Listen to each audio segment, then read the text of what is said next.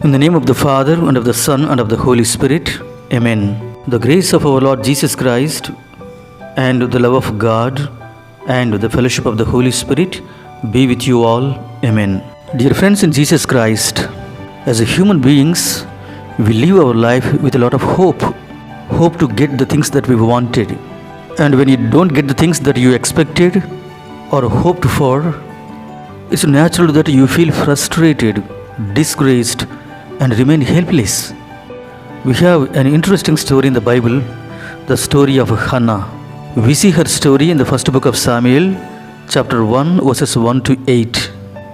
To keep it short, we see that Hannah was barren and ridiculed, and her husband tried to comfort her by his love and attention. Dear friends in Jesus Christ, imagine yourself in Hannah's situation. There is no control over your circumstances, and resultantly, what happened? Frustrated, disgraced, and helpless. We see from the history that in ancient Israelite culture, having a child, especially a son, was an indication of God's blessing that every married woman longed for. And so, Hannah's barrenness left her with a shame that she was continuously reinforced by her husband's other wife, by name Peninnah. Her attention was so focused on her great misfortune that not even her husband's love for her was enough comfort. Dear friends in Jesus Christ, like Hannah, we all have got desires that go unfulfilled in our lives. Perhaps something or someone we hold dear is taken away from us, or perhaps we are denied a healing or a miracle we have longed for. Yet, in these times of sorrow and loss, God our Father wants to be especially close to us.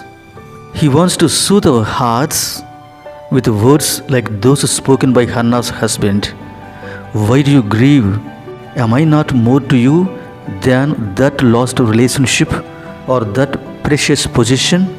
Yes, dear friends in Christ, God invites us to look to Him during times of our difficulties.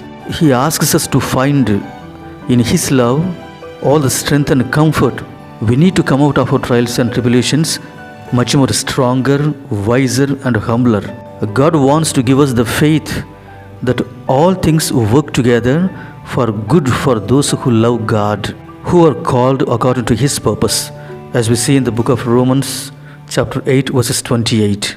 Dear friends in Christ, every day, even when everything seems to be going well and all right, God asks us to surrender our circumstances to Him.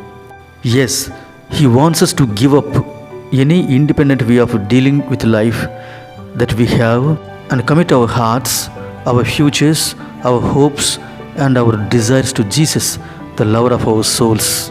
The rock of refuge will definitely enable us and help us to stand secure against any adverse conditions and circumstances in our lives. Let us pray to God that we will be safe and secure in His goodness and providence. Amen.